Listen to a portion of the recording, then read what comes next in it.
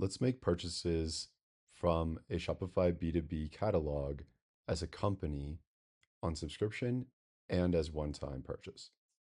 Let's start with this beer all grain recipe kit, which is a bundle item available in my B2B catalog.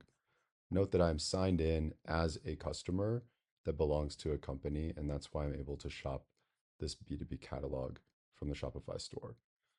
If I want to, I can add this one time or select Autoship and save and choose a frequency where an additional discount is offered for Autoship.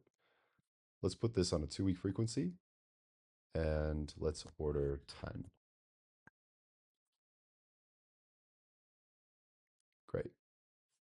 Let's see what else we have in the catalog and make a couple other purchases. So let's choose a single item variant, and let's also choose a 2-week frequency here and order 20. And let's check out a multivariant item like our malt. Choose a couple options, and here we're just going to make a one-time purchase for 20 and add that to the cart. If we pop open our cart here on the side, we can see that we have a one-time purchase here and 2 purchases that are offered at a discount on subscription inside of our cart. Let's go ahead and check out.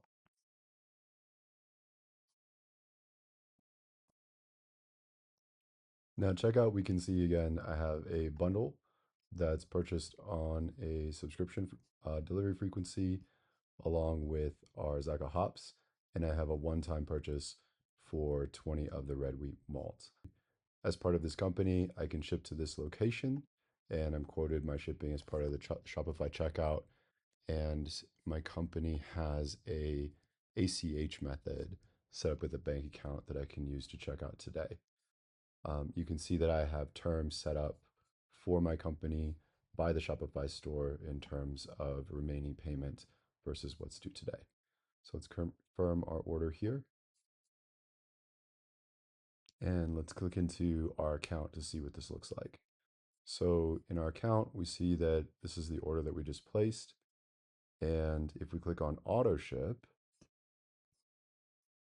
what we see is the subscriber portal that now contains the items that we decided to put on our 2-week frequency for our Autoship subscription.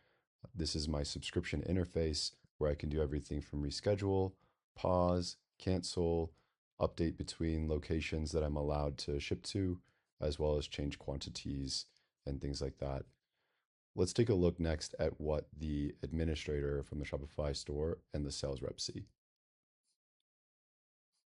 So from the administrative viewpoint, if we take a look at just the order queue inside of Shopify, we'll see that there was a B2B subscription first order placed through the online store. So this is the order that we just placed at checkout. And what we can see here is what we would normally expect in terms of the bundle that was purchased, in terms of a subscription, as well as the one-time purchase of the malt, alongside the subscription purchase as well of the 20 Zacca hops. As you can see, this is all Shopify B2B with the Autoship layer adding some additional data so that we can create those scheduled orders to be processed on subscription on a recurring basis. Discounts being offered, if you choose to, with Autoship are applied and correctly charged to the total alongside payment terms and payment methods that were used at checkout. Now, one of the most unique things about the Autoship app and its integration with Shopify and your B2B storefront is that it's able to show you how subscriptions are managed directly inside of your Shopify store.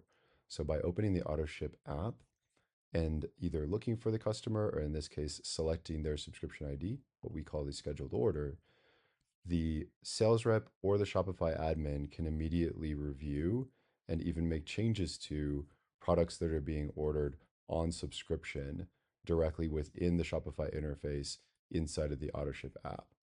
If there are changes needed to be made to the scheduling, if there's different shipping that needs to be applied for a different type of outcome, or if there are even optional notes that need to be added to the scheduled order so they will appear on a recurring basis. These are all possible directly through the Shopify admin. If a sales rep or an admin needs to process the subscription right away or reschedule it on the fly, they can do so right within inside of Shopify.